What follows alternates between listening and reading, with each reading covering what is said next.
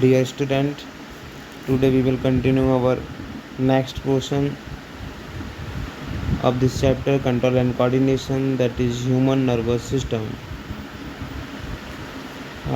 Human nervous system divided into three parts: control, central nervous system, peripheral nervous system, autonomic nervous system. Central nervous system divided into two parts: brain and spinal cord. Brain have divided into three parts: forebrain, midbrain, and hindbrain. Similarly, peripheral nervous system divided into two parts and autonomic also two parts. So we will study one by one. So first one is human brain. Human brain is a highly complex brain which is mainly composed of nervous tissue. The brain is covered by a three-layered system of membrane called meninges. Cerebrospinal fluid CFC is filled between the meninges.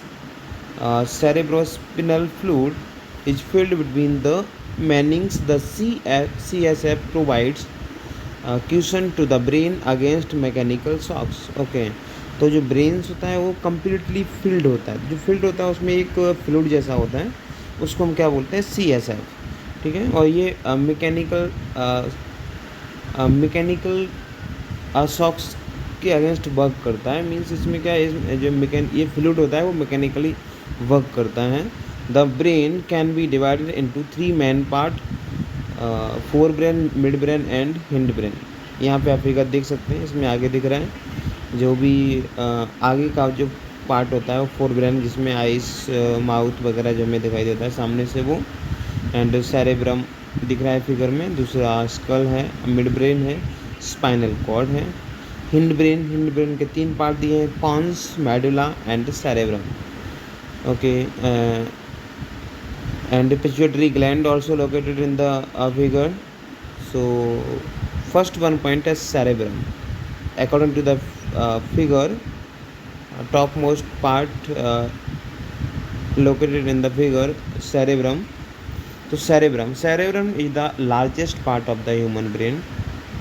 Cerebrum is responsible for reasoning, logic, emotions, speech, memory, visual processing, recognition of auditory and taste stimuli and extra.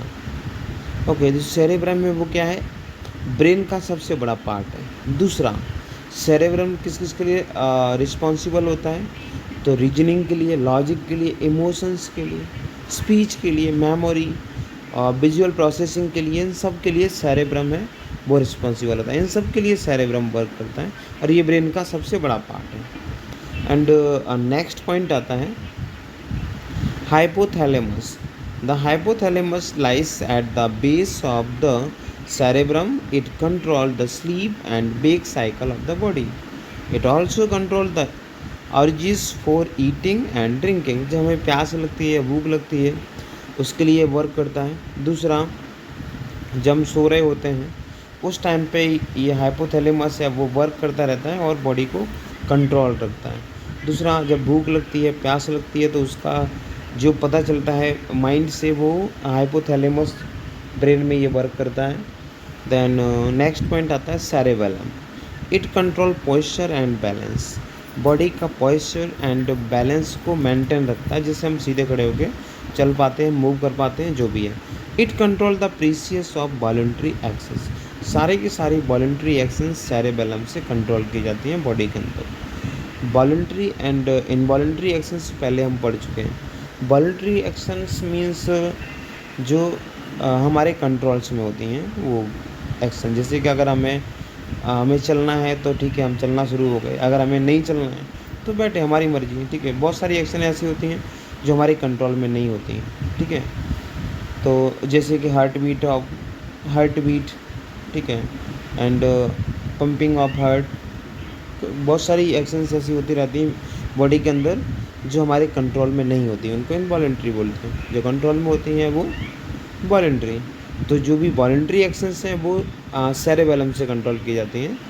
So next point आता है medulla.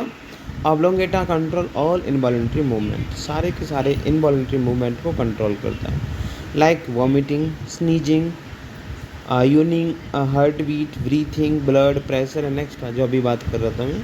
बहुत सारी body के अंदर actions ऐसी होती रहती है जो हमारे कंट्रोल से बाहर होती हैं, हम चाहें तो उसको रोक नहीं सकते। ठीक है, तो ये सारी की सारी इनवॉलेंट्री एक्शंस होती हैं, कहाँ से कंट्रोल की जाती हैं? मेडुला से, एंड वॉलेंट्री सेरेबेलम से। एंड नेक्स्ट पॉइंट आता है pons. Pons, it relays impulses between the lower cerebellum and spinal cord and higher part of the brain like the cerebrum and midbrain also regulated respiration। Okay, pons क्या होता है? ये impulse है, ये कहाँ present होता है? Lower brain and spinal cord के बीच में एंड हायर पार्ट में, ठीक है, मीन्स सेरेब्रम के नीचे एंड मिड ब्रेन में। ठीक है, ये रेस्पिरेशन को रेगुलेट करता है, माइंड ब्रेन के अंदर रेस्पिरेशन को रेगुलेट करता है। ओके, यहाँ तक का कंप्लीट हुआ। नेक्स्ट वीडियो में देखेंगे स्पाइनल कॉर्ड अपने। So thank you.